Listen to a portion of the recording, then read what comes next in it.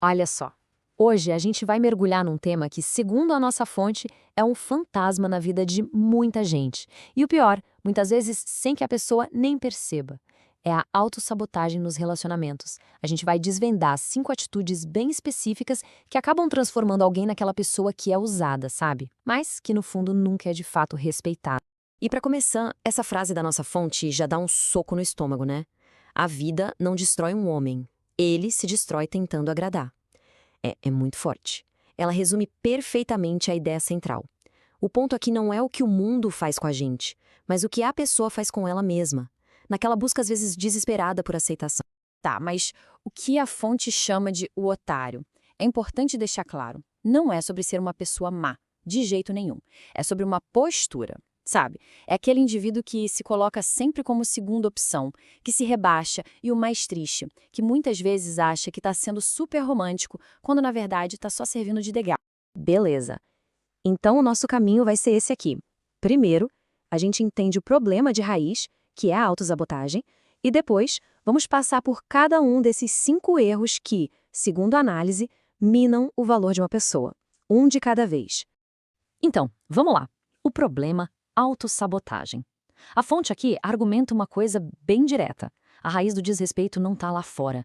Não é azar, não é a sociedade de hoje. Vem de dentro. E o ponto-chave é exatamente este. De acordo com o material, ninguém é desrespeitado por acaso. É a própria pessoa que ensina os outros a tratá-la mal. Como? Aceitando migalhas, se oferecendo o tempo todo, implorando por atenção. É, no fim das contas, uma escolha de postura, não um destino. Vamos entrar no primeiro erro, então. E esse é um clássico, daqueles bem visíveis. É a história de usar o dinheiro para tentar comprar o interesse de alguém. Alguém que claramente não tem compromisso nenhum com a relação. E aqui está o pulo do gato. A percepção. O ato de bancar tudo, de pagar por tudo, isso não passa uma imagem de generosidade, de valor.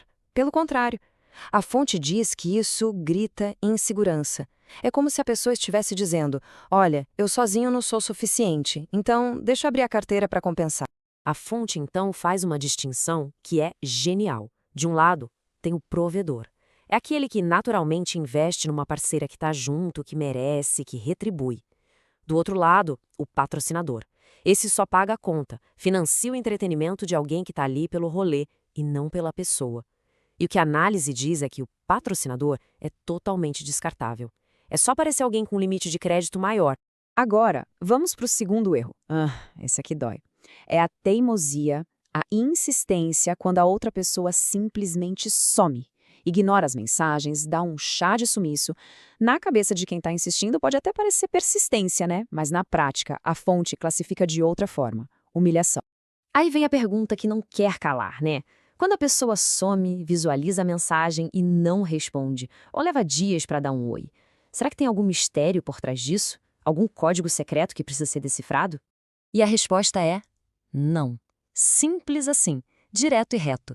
Silêncio não é mistério. O silêncio é a resposta.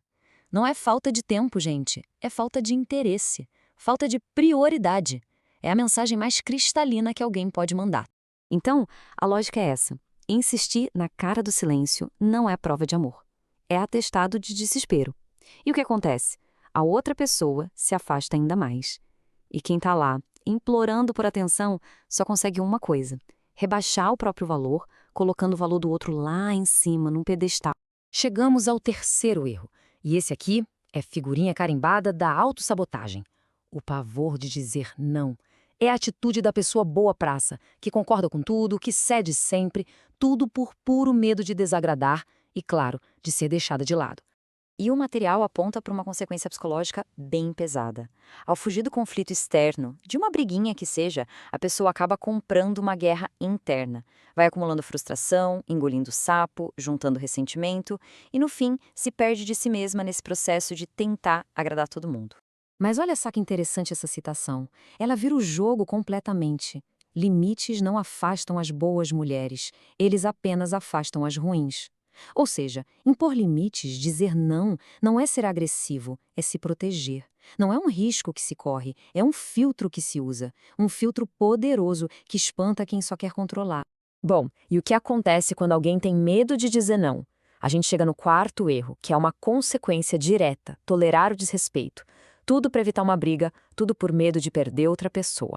A fonte usa uma imagem muito forte para isso. É como assinar um contrato de submissão. E como funciona? Primeiro, a pessoa aceita o primeiro desrespeito. Pronto. Ali, ela já ensinou para outra pessoa que o seu limite é bem baixo. O que acontece depois? A atração vai pro ralo, a autoridade desaparece e a pessoa vira só uma pecinha funcional numa dinâmica tóxica que só serve para desgastar. E para fechar, o quinto e último erro, aquele que a fonte diz ser talvez o mais triste de todos. O esforço em vão de tentar provar o próprio valor para alguém que simplesmente não vale a pena. Esse quadro aqui deixa a diferença bem clara. Olha só. De um lado, o homem de valor. A ação dele, ele seleciona, ele observa. A mentalidade, ele age com naturalidade. O investimento é sempre onde tem reciprocidade. Agora, do outro lado, a ação é implorar por atenção. A mentalidade é fazer um teatrinho para ser aceito. E o investimento é só desperdício de energia com quem não acrescenta absolutamente nada. No final das contas, a psicologia por trás disso é muito simples, né? Quem tem valor de verdade não precisa ficar fazendo propaganda. Esse esforço todo para convencer o outro de que se é uma pessoa incrível só comunica uma coisa: uma dúvida gigantesca sobre o próprio valor. E para a gente amarrar tudo isso, tem essa frase final da fonte que é um mantra: a dignidade tem que ser inegociável. Ponto.